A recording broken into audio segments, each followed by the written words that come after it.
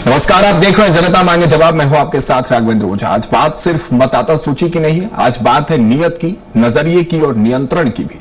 प्रदेश में मतदाता सूची के शुद्धिकरण को लेकर एक नई सियासी जंग छिड़ गई है। एक तरफ कांग्रेस, जो अब तक निर्वाचन आयोग की एसआईआर प्रक्रिया पर सवाल उठाती रही, अब खुद घर घर जाकर मतदाता सूची के सत्यापन की तैयारी कर रही है। कांग्रेस का दावा है कि उसके कार्यकर्ता बूथ लेवल एजेंट, पंचायत और वार्ड कमेटियों के जरिए मतदाता सूची को दुरुस्त करेंगे और इसके लिए खास प्रशिक्षण भी दिया जाएगा। कांग्रेस कहती है यह संगठन को मजबूत करने का अभियान है, तो वही भारतीय जनता पार्टी का कहना है कि कांग्रेस के पास जमीन पर कार्यकर्ता ही नहीं है, यह सिर्फ सियासी दिखावा है। ऐसे में सवाल उठता है कि क्या यह लोकतांत्रिक प्रक्रिया को मजबूत करने की पहल है या फिर वोट बैंक को साधने की रणनीति। क्या पार्टियां मतदाता सूची के सत्यापन में सीधे उतरेंगी? क्या इससे चुनाव प्रक्रिया की निष्पक्षता पर असर पड़ेगा? और सबसे बड़ा सवाल, क्या कांग्रेस वाकई अपनी संगठनात्मक ताकत दिखाने जा रही है या फिर भाजपा का आरोप सही है कि यह सिर्फ शिगुफाबाजी है? आज इसी पर करेंगे बहस, लेकिन उससे पहले यह रिपोर्ट देखिए।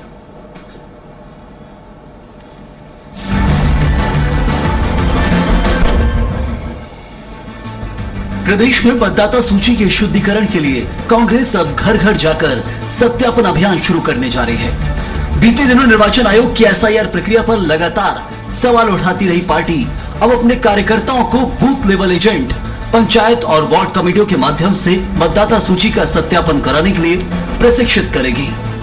कांग्रेस के संगठन मंत्री संजय कामले का कहना है कि कार्यकर्ताओं की भूमिका इस बार स्पष्ट होगी और उन्हें पार्टी की विचारधारा के आधार पर चिन्हित किया जाएगा, ताकि वोट बैंक की स्थिति भी समझी जा सके। अब उसमें गड़बड़ है या नहीं है, इसकी जांच तभी की जा सकती है जब हमारे जो बीएलए हैं, हमारी पार्टी के जो कार्यकर्ता हैं, जो पंचायत कमेटियां हैं, वार्ड कमेटियां जो बन रही है, वो लोग डोर टू डोर जाएं और वोटर लिस्ट से उस मतदाता का मिलान करें। उससे यह पता चल पाएगा हमें कि ये मतदाता वास्तविक रूप में अभी भी सही जुड़े हैं या फिर इसमें कोई समस्याएं हैं। ये तो एक प्रक्रिया है जिसको यदि कुछ गड़बड़ होगी तो हम चुनाव आयोग के सामने रखेंगे सबूतों के साथ। वहीं बीजेपी ने इस पर तंज कसते हुए कहा कि कांग्रेस के पास जमीन पर पर्याप्त कार्यकर्ता नहीं है और ये अभियान सिर्फ शिगुफाबाजी है। कांग्रेस के नेता एसआईआर की प्रक्रिया के लिए बीएलए तक की सूची नहीं दे पाई और अब जब एसआईआर की प्रक्रिया पूरी तरह समाप्त हो चुकी है, पारदर्शी तरीके से अवैध मतदाताओं के नाम काटने का काम हुआ, अब कांग्रेस के नेता केवल प्रपंच कर रहे हैं। उन्हें घर घर जाना चाहिए, अपने कार्यकर्ताओं को भेजना चाहिए, लेकिन असल में कांग्रेस पार्टी के पास न कार्यकर्ता है न नेता है, केवल और केवल जुबानी जमा खर्च और प्रोपोगेंडा कांग्रेस पार्टी कर रही है। प्रदेश में मतदाता सूची के शुद्धिकरण के इस अभियान को लेकर राजनीति भी गर्मा गई है। कांग्रेस इसे संगठन मजबूत करने और मतदाता डेटा की सटीक जानकारी हासिल करने का अवसर बता रही है, तो वहीं बीजेपी इसे सिर्फ सियासी दिखावा मान रही है। बीते एसआईआर अनुभव और जमीन पर कार्यकर्ताओं की भूमिका के सवालों के बीच अब यह देखना बाकी है कि यह अभियान कितना प्रभावी साबित होता है। मतदाता सूची का सत्यापन केवल एक प्रशासनिक प्रक्रिया नहीं, बल्कि आने वाले चुनाव की दिशा तय करने वाला एक महत्वपूर्ण मोड़ बन सकता है। स्वराज एक्सप्रेस के लिए भोपाल से संवाददाता कुमार संदीप की रिपोर्ट।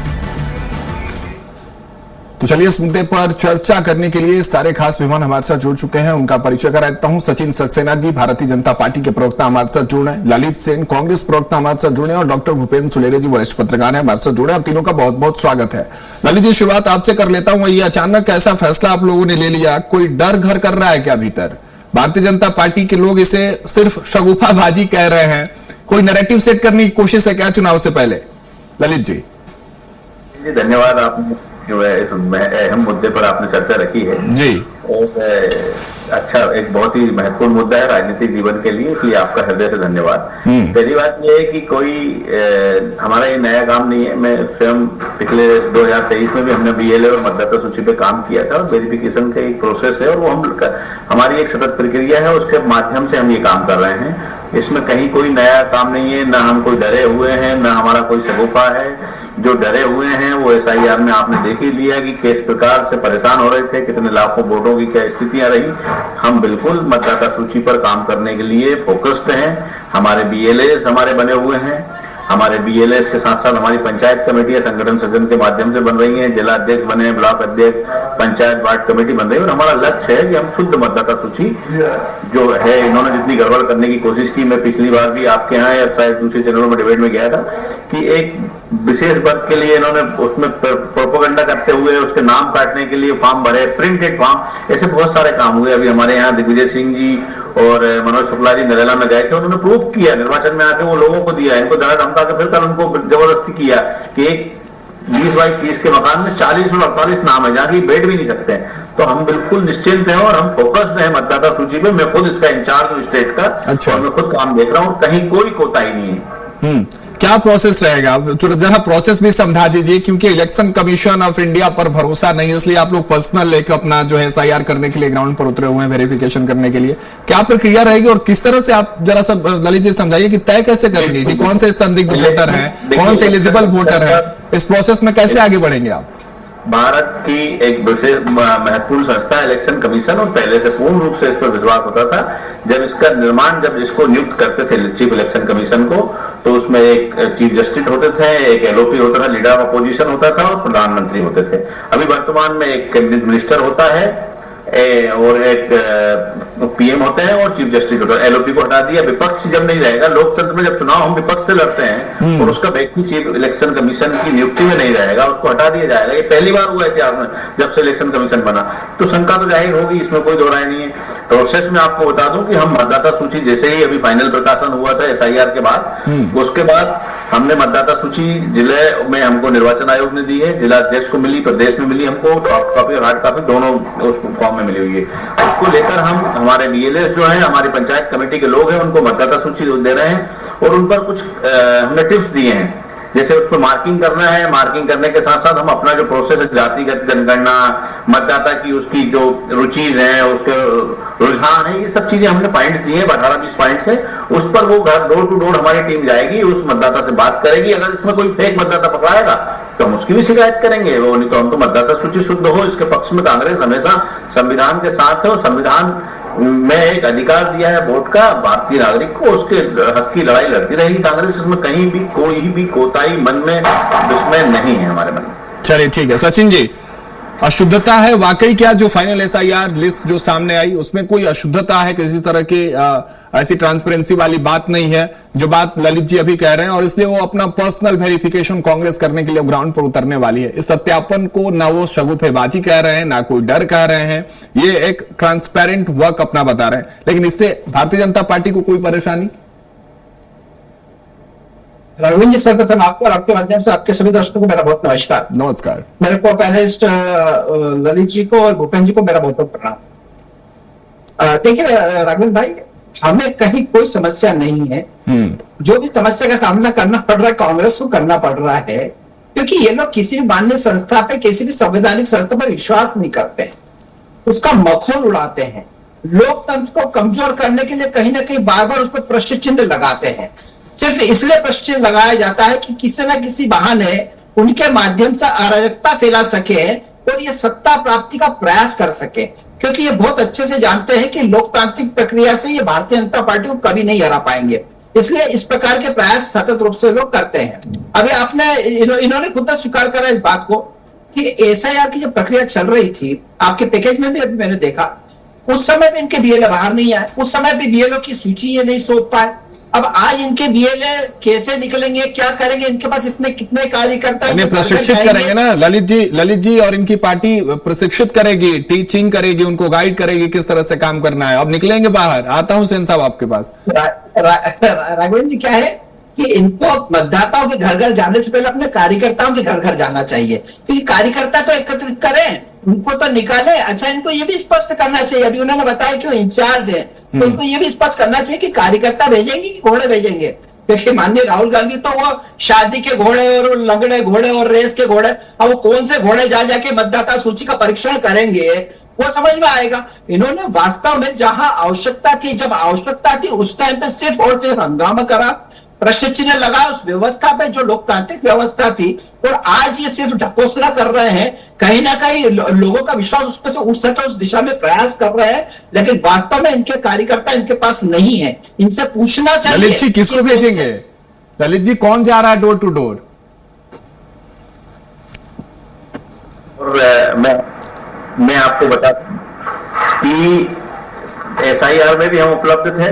दैनिक भास्कर और दूसरे पेपरों की न्यूज थी कि जब हमारे BLS की संख्या निर्वाचन ने दी थी राजनीतिक दलों को और मध्य प्रदेश में न्यूज डिपार्टमेंट को, तो हमारे 65,014 बूथ होते थे, उसमें से हमारे 63,000 BLA थे SIR के पहले भी। इसके बाद मैं तो इसका वो कह ही रहा हूं आपसे, हमने कोई प्रोपेगेंडा नहीं किया, हम काम करते हैं और काम के साथ पूरे BLAs हमारे काम कर रहे थे, तब तो ये प्रोपेगेंडा समझ में आया आपको, नहीं तो कुछ होता ही नहीं। अगर हम फील्ड में नहीं होते, आप राहुल गांधी पे चले जाते हैं, आप सोनिया गांधी पे चले जाए, कहीं भी चले जाइए, बात हम मध्य प्रदेश की कर रहे हैं, बूथ की और मतदाता सूची की कर रहे हैं। जब 65,000 बूथ पे अगर हम काम नहीं कर रहे तो सुनिए तो सचिन जी, प्रोपेगेंडा कहां से आता है? अगर सच मालूम पड़ता, जो आपका जो कलाकारी थी, प्रिंटेड नाम वर्ग के साथ निर्वाचन में दिए, आप बार बार में क्या आपकी मेरी बातों से आपके भगवान दास समरानी जी और रजनीश अग्रवाल जी बराबर मीटिंग में मेरे साथ आते थे, उन्होंने 2 बार किया कि आप ठीक कह रहे हो, उनको भी कष्ट था इस बात का निर्वाचन में जब हम बराबर मीटिंग में जा रहे थे। तो प्रोपेगेंडा हम कहीं नहीं कर रहे थे। सक्सेना जी छोटा सा जवाब, एक छोटा सा जवाब 30 सेकंड, फिर मैं भूपेंद्र जी के पास जाऊँ। सक्सेना जी छोटा सा जवाब। मोदी जी और अमित शाह की है, मैं और आप न उस लेवल के हैं ना उस बात कर सकते हैं। सक्सेना जी हाँ, देखिए क्या है, मैं आपको एक चीज बड़ी स्पष्ट बता दूं, भारतीय जनता पार्टी का हमेशा माननीय संस्था पर विश्वास रहता है, इसलिए जो प्रक्रिया चलती है हम उसके सहभागी बनते हैं। अभी इन्होंने कहा कि हम कोई प्रोपेगेंडा नहीं कर रहे हैं, हम कोई वो नहीं कर रहे। अरे प्रोपेगेंडा तो आपने किया था ना, अभी 2 दिन पहले पर्दाफाश हुआ ना उसका, नरेला के 2 लोगों को ले जाके आपने कहीं ना कहीं उनसे झूठा एफिडेविट प्रस्तुत करवाया था। जब उसकी जांच हुई तो वहां पे ऐसा कुछ भी नहीं पाया गया। उन्होंने स्पष्ट किया, काउंटर एफिडेविट देके स्पष्ट किया कि हमें कहीं ना कहीं दबाव देके इस प्रकार की बात की। तो ये सिर्फ और सिर्फ राघवेंद्र भाई वो प्रयास है जो कहीं ना कहीं ये लोग उस संस्थाओं को बदनाम करने के लिए करते हैं, क्योंकि इनको स्पष्ट है ना इनके पास कार्यकर्ता है, ना इनके पास व्यवस्था है, ना इनके पास सिस्टम है कि इस प्रकार से कार्य कर। तो कैसे करे? तो ऐसे करे कि कोई ना कोई अपन पत्थर फेंकता है, कभी तो लगेगा जाके वो कहीं ना कहीं किसी प्रकार से। लेकिन वास्तव में इनको इस बात को समझना चाहिए कि अभी आपके दिग्विजय सिंह जी ने भी जो प्रयास करा था चुनाव आयोग को प्रश्न लगाने का, उनको मुंह की खानी पड़ी है। और आपको भी शुभकामना देता हूं कि आप तो जाइए, इस बहाने आपकी संतुष्ट, लेकिन संतुष्ट हो क्या आना, क्योंकि आपके खड़गे जी बोल के गए अभी 2 दिन पहले जब दिल्ली में बैठक हुई थी उस टाइप पे कि हमें अपनी हार की समीक्षा करना चाहिए। लेकिन हार की समीक्षा आप तब करोगे जब उस हार को स्वीकार करोगे। जब स्वीकार करोगे तो कहीं ना कहीं उस हार का आप विश्लेषण कर पाओगे और ये तय कर पाओगे कि हम हार क्यों, ऐसे वोट चोरी करके ईवीएम पे प्रश्न लगा के कभी हार स्वीकार नहीं कर पाओगे आप। तो आपको इस बात ठीक है भूपेंद्र जी का रुख करता हूं, लौटूंगा आप दोनों के पास। भूपेंद्र जी से समझ लेते हैं। भूपेंद्र जी, ये जो कांग्रेस का ये ग्राउंड वेरिफिकेशन है, इसको किस तरह से आप देख रहे हैं? क्या लोकतंत्र को मजबूत करेगा या और भी अविश्वास को बढ़ाने वाला? क्या सच में ट्रांसपेरेंसी का मुद्दा है या कांग्रेस कोई चुनाव से पहले नैरेटिव सेट कर रही है? किस तरह से देख रहे हैं आप इस ग्राउंड वेरिफिकेशन को? देखिए राघवेंद्र जी, निश्चित रूप से ये कहा जा सकता है कि नैरेटिव सेट करने की उनकी कोशिश हो रही है। देखिए SIR की जो प्रोसेस है वो कांग्रेस की सरकार में भी होती रही और ये लगातार होती रहती है। और जब SIR हुई, जब उन्होंने ऑब्जेक्शन नहीं लिया और उसके बाद, लेकिन संगठनात्मक रूप से पार्टी अपने मतदाताओं को पुनरीक्षण करने के लिए करती है प्रयास, चाहे वो बीजेपी हो, चाहे कांग्रेस हो, चाहे दूसरी पार्टियां हो। लेकिन उस स्तर पे आपको मतदाता सूची का पुनरीक्षण तो करिए, लेकिन मतदाता को अपनी विचारधारा से जोड़ने का भी प्रयास हो रहा, ये कहां तक सफल होगा? हमने देखा है जब ऐसा इस बार नैरेटिव जो SIR का बनाया था तो बिहार के चुनाव हुए और उसके क्या परिणाम हुए हम सबने देखे। दिल्ली के चुनाव हुए, उसके क्या परिणाम हुए। और उनके जो राष्ट्रीय नेता जिस तरह से नैरेटिव बनाते हैं और उसको फिर बीच में छोड़ के चले जाते हैं और उसके बाद फिर नया एक नैरेटिव होता है। राजनीति किसके विरोध में कर रहे हैं आप, किसके सामने कर रहे हैं, ये समझना होगा। आपके सामने बीजेपी है और बीजेपी उसको फेस करने के लिए किस तरह से काम करती है और आप किस तरह से काम करते हैं, ये समझना होगा। जनता के हित के लिए काम करना पड़ेगा, जनता का दिल जीतना पड़ेगा। मैंने अविश्वास वाली बात हमने इसलिए भूपेंद्र जी आपसे पूछी क्योंकि ललित जी और इनके साथी जब जुड़ते हैं तो ये कहते हैं BJP is equals to ESI, ESI is equals to BJP. तो फिर अविश्वास वाली बात यहीं से पैदा होती है ना, कहां विश्वास किया जाए? फिर आता हूं सेन साहब, भूपेंद्र जी। चलिए भूपेंद्र जी, के पास हम लौटेंगे, लेकिन सेन साहब आपके पास आता हूं। किस तरह से आपको नहीं लगता है कि ग्राउंड पर आप ग्राउंड वेरिफिकेशन के लिए जब उतरेंगे तो एक पॉलिटिकल कॉन्फ्लिक्ट होगा, अविश्वास बढ़ेगा, लोगों के बीच में भ्रम जाएगा, और जिस तरह से भूपेंद्र जी कर रहे हैं कि विचारों से जोड़ने की कोशिश करिए ना, क्यों इस तरह से कार्य करके अविश्वास बढ़ाने की कोशिश की जा रही है? एक सवाल तो ये भी होगा फिर। राघवेंद्र जी देखिए, मतदाता सूची का शुद्धिकरण करना किसी भी राजनीतिक दल के लिए उसका एक प्रोसेस है, उसको करना चाहिए। भाजपा वाले भी करते हैं पन्ना प्रभारी के माध्यम से, हम उसमें हमें क्या आपत्ति, वो पन्ना प्रभारी बनवाते हैं, मतदाता सूची देखते हैं, ये राजनीतिक दल का अधिकार है, उसमें कहीं कोई कॉन्फ्लिक्ट नहीं आता, क्योंकि मतदाता सूची उसको मिलती है। राजनीतिक दल साल में उसको 4 बार देते हैं, मेरे मित्र को शायद जानकारी होगी। 1 जनवरी सक्सेना साहब को आवाज नहीं पहुंच रही है, मैं ठीक कराता हूं सक्सेना जी। हाँ, साल में 4 बार मतदाता सूची निर्वाचन आयोग बीएलएस और राजनीतिक दल को देता है। क्यों देता है? क्योंकि उसको देखे कि उसमें कहीं त्रुटि नहीं हो, क्योंकि वो भी जो बीएलओ काम करते हैं, बीएलए और दोनों मिलकर, तो अगर कहीं त्रुटि है तो उसको सुधार करने के लिए, और हर नागरिक को अगर कोई वंचित रह रहा है, कोई 18 साल का हो गया और किसी की मृत्यु हो गई, किसी बहन की शादी हो गई, तो उसके नाम जुड़वाने और कटवाने के लिए राजनीतिक दल को अधिकृत किया जाता है निर्वाचन आयोग की तरफ से। ये एक प्रोसेस है, और इसमें कहीं भी कोई मतलब ये राजनीतिक दल के लिए अधिकार के रूप में एक प्रोसेस है, उसको करना नितांत जरूरी है, और हर राजनीति भाजपा भी करती है और कांग्रेस भी करती है। अब इनको पेट में, जैसे मेरे भाई सचिन भाई बोल रहे थे कि पेट में दर्द हो रहा, पेट में दर्द ये हो रहा, हम संस्थाओं पर कहीं भी आपत्ति नहीं लगाई कांग्रेस ने, संस्था ही कांग्रेस ने बनाई है, मगर जब उसकी प्रक्रिया, उसके जो नियुक्ति है, उसको जो नियम बदल दिए गए कि एलओपी जज होते थे जो सुप्रीम कोर्ट के, वो और प्रधानमंत्री होते थे, तो एलओपी को क्यों हटा दिया? विपक्ष नहीं रहेगा तो चुनाव किससे लड़ोगे आप? न्यायालय से चुनाव। लेकिन 2 चीज है सेन साहब, 2 चीज है, ठीक है, आप निरीक्षण करने जाएंगे। राघवेंद्र जी सुनिए, मतदाता सूची में गड़बड़ी करके और ये करके, ये मध्य प्रदेश में सरकार चुनाई 2020 में, आपने देखा कौन गड़बड़ी करता है? सरकार मैंडेट कांग्रेस को दिया था, मध्य प्रदेश ने चुनाई सरकार किसने? हम पे आरोप लगा रहे भाई साहब कि यार सरकार चुरा ले, आप एसआईआर में ये चोरी करोगे, वो चोरी करोगे, सरकार आप चुराते हो। कल राज्यसभा के चुनाव हुए, किसने चुराया? सांसद, ये पूरा देश देख रहा है, और आरोप लगा रहे हैं कि हम चोरी। सक्सेना जी छोटा सा जवाब दीजिए, सुनील भूपेंद्र जी हमारे साथ जुड़ चुके हैं, उनके पास जाना है, बात अधूरी रह गई उनकी। सक्सेना जी क्या कुछ कहेंगे? जिस तरह से कह रहे हैं वही मैं बात इसलिए पूछ रहा था कि अविश्वास बढ़ेगा नहीं बढ़ेगा, लोगों में भ्रम पहुंचेगा नहीं पहुंचेगा, क्योंकि ललित जी और उनके साथी तो यही कहते हैं कि ESI is equal to BJP, BJP is equal to ESI. जब सवाल ईएसआई से पूछते हैं तो बीजेपी जवाब देती है, तो इस तरह की बात भी कहते हैं वो लोग। राघवेंद्र जी, मैं आपका प्रश्न सुन नहीं पाया, मुझे एक बार रिपीट कर दीजिए ताकि मैं जवाब दे। सवाल यही है कि ललित जी भी आरोप यही लगा रहे हैं। मैंने पूछा उनसे कि अविश्वास इससे बढ़ेगा, कोई पॉलिटिकल कॉन्फ्लिक्ट होगा ग्राउंड पर, तो कह रहे नहीं ऐसी कोई बात नहीं होगी, हम स्वतंत्र हैं, हम अपना काम करेंगे। लेकिन आपको नहीं लगता जो आरोप लगाते हैं कि BJP is equal to ESI, ESI is equal to BJP, तो अविश्वास की बात को लेकर मैं आपसे भी समझना चाह रहा हूं कि लोगों के बीच क्या इससे भ्रम नहीं पहुंचेगा क्या? उसकी तुलना करते हैं, बराबरी करते हैं, तो हम कहीं ना कहीं उस पर उस संस्था में प्रश्न लगा रहे हैं। मैं बार बार इसी बात को कह रहा हूं कि हमें इससे बचना चाहिए। वो एक स्वायत्त संस्था है जो अपना कार्य करती है। मेरे मित्र ने अभी जो बात कही कि एलओपी को नहीं रखा गया, तो उनको शायद जानकारी दुरुस्त एक बार कर लेना चाहिए कि वर्तमान में जो व्यवस्था है इलेक्शन कमीशन को चयन करने की, उसमें प्रधानमंत्री जी, एलओपी और एक वरिष्ठ मंत्री, ये 3 की व्यवस्था भी तय की। इसके पूर्व कांग्रेस में क्या हुआ करता था? सिर्फ प्रधानमंत्री तय कर देते थे कि कौन इलेक्शन कमिश्नर बनने वाला है, और उसके अलावा कोई तीसरा व्यक्ति नहीं हुआ करता। कुछ साल पुरानी बात बता रहा हूं, एक बार उसको कंफर्म कर लेना चाहिए। भूपेंद्र जी है, वो उस बात को बता पाएंगे कि मैं जो बोल रहा हूं वो सही है या गलत है। मैं दूसरी बात पर आता हूं, जिस प्रकार से इन्होंने बार बार प्रश्न चिन्ह लगाने का कार्य किया है, ये लाख कोशिश कर ले, लेकिन इस देश की जनता, इस प्रदेश की जनता कहीं ना कहीं इस बात को समझती है कि जो व्यवस्थाएं चल रही है, जो माननीय संस्था है, वो अपना कार्य पूरी ईमानदारी से और निष्ठा से कर रही है। लेकिन इस प्रकार के इनके कुत्सित प्रयास में कभी भी सफल नहीं होंगे। मैं पुनः इनको कहता हूं कि आप जाइए, इससे आपको 2 चीजें सामने आएगी। एक तो मतदाता सूची जो प्रॉपर शुद्धिकरण जिसका हुआ है वो स्पष्ट होगा, और दूसरा आपको आपके कार्यकर्ता का भी आकलन हो जाएगा। आप 63,000 की जो बात कर रहे हैं, ठीक है भूपेंद्र जी, समय हमारे पास कम है। सक्सेना जी हमारे पास समय कम है। भूपेंद्र जी आप अपनी बात जारी रखिएगा, और वही सवाल आपसे भी समझना चाह रहा हूं कि जब इस तरह से राजनीतिक पार्टियां ग्राउंड पर उतरकर ग्राउंड वेरिफिकेशन की बात करती है, किसी ऐसे इलेक्शन कमीशन ऑफ इंडिया एक तरह और इस तरह से ऑर्गेनाइजेशन और इंस्टीट्यूशंस पर जब सवाल उठते हैं, तो क्या वाकई हकीकत की तस्वीर क्या रहती है? क्या मतदाताओं में डर और भ्रम की तस्वीर नहीं रहती है? क्या पॉलिटिकल कॉन्फ्लिक्ट की कोई तस्वीर ऐसे में नहीं बनती है? क्या कुछ कहेंगे भूपेंद्र जी? देखिए राघवेंद्र जी, पार्टियां अपने हिसाब से जो उनके बूथ लेवल के कार्यकर्ता होते हैं और जिनको व्यवहार दिया जाता है, वो हमेशा सूचियों को, क्योंकि वो बूथ लेवल के हर मतदाता को जानते हैं, और उसका नाम जोड़ना और काटना और जो मर जाते हैं या कोई 18 वर्ष के हो जाते हैं, उनका सब विधिवत रिकॉर्ड उनके पास होता है।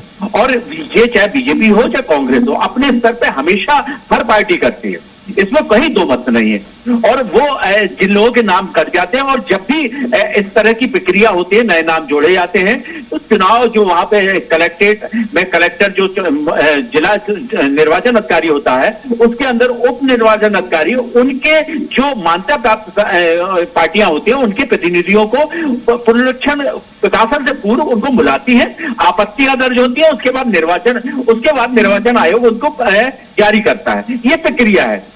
अब बात रही है कि अपने लेवल पे कांग्रेस एसआईआर कर रही है। कांग्रेस क्या सब पार्टियां अपने हिसाब से करती है, लेकिन उस पर प्रश्न चिन्ह लगाना, क्योंकि वो नरेटिव उन्होंने उस समय बनाया था और उस नरेटिव में उन्होंने महाभियोग भी लाने की कोशिश संसद में कर रहे हैं वो उन्होंने, और हमने उसके बाद के चुनाव परिणाम देखे हैं। और अभी कल ही राज्यसभा के चुनाव हुए, उसमें भी देखा है कि इनके जो अल्पसंख्यक के लोग थे, उड़ीसा में फिरदौस ने, जो कि मुस्लिम समुदाय से, उसने मतदान किया, क्रॉस मतदान। तो और बिहार में देखा है, तो सबसे महत्वपूर्ण कांग्रेस के पास समस्या ये है कि वह अपने नेता जो भी उनका कुनबा है उसको बचा के कैसे रखते। तो ये निश्चित रूप से जो ऊपर से नरेटिव बन रहे हैं और नीचे जा रहे हैं, वो उनमें समन्वय नहीं है, या उनके बीच में जो सलाहें दी जा रही है और जिस तरह से उनको नरेटिव बनाना चाहिए और रेस करना चाहिए, उसके बीच में नहीं है। और ये पार्टी अब निश्चित रूप से एक समुदाय की पार्टी बनने की कोशिश कर रही है, टैग लग रहा है। अब आप देखिए कि हमेशा ये कहा जाता था कि बीजेपी के पास मुस्लिम कैंडिडेट नहीं है और मुस्लिम कैंडिडेट को वो टिकट नहीं देते। आज ये देखिए क्रॉस वोटिंग में जो वोटर जहां पे 65%, 50% से उस ज्यादा मुसलमान है, और वहां से जैसे आज असम से सांसद आए हैं उनके बीजेपी में, तो वहां 50 और 65% ज्यादा मुस्लिम वोटर है, उसके बाद लोग जा रहे हैं। तो इससे एक ये साबित हो रहा है कि ठीक है, बीजेपी अब उनके वोट पे जो उनका पारंपरिक वोट है। चलिए भूपेंद्र जी, मिलाकर बात यही है कि कांग्रेस या कोई भी राजनीतिक पार्टी स्वतंत्र है इस तरह के कार्य करने के लिए। और ललित जी, आपको भी सचिन जी ने आश्वस्त कर दिया है कि पहुंचिए ग्राउंड पर, देख लीजिए क्या ताकत है। हालांकि जो तस्वीर आप सामने लेकर आएंगे, देखने वाली बात होगी कि एसआईआर से कितना मैच करता है या कितना डिसमैच करना है, ये आगे भविष्य में ये तस्वीरें देखने को जरूर मिलेंगी। फिलहाल बहुत शुक्रिया आपका सचिन सक्सेना जी, ललित सेन जी आपका, भूपेंद्र जी आपका बहुत बहुत शुक्रिया हमारे साथ जुड़ने के लिए। तो देखा गया कि प्रदेश में मतदाता सूची का गहन सत्यापन अब नए सिरे से शुरू होने जा रहा है। कांग्रेस इसे संगठन मजबूत करने और मतदाता डेटा की सटीक जानकारी हासिल करने का अभियान बता रही है, जबकि भाजपा इस पर सवाल उठा रही है। बीते अनुभव और जमीन पर कार्यकर्ताओं की भूमिका के बीच अब यह देखना बाकी है कि यह प्रक्रिया कितनी प्रभावी साबित हुई। मतदाता सूची का सही सत्यापन न केवल प्रशासनिक जिम्मेदारी है, बल्कि आने वाले चुनावों की दिशा तय करने वाला महत्वपूर्ण मोड़ भी हो सकता है। फिलहाल के लिए इतना ही। आप देखते रहिए स्वराज एक्सप्रेस। नमस्कार।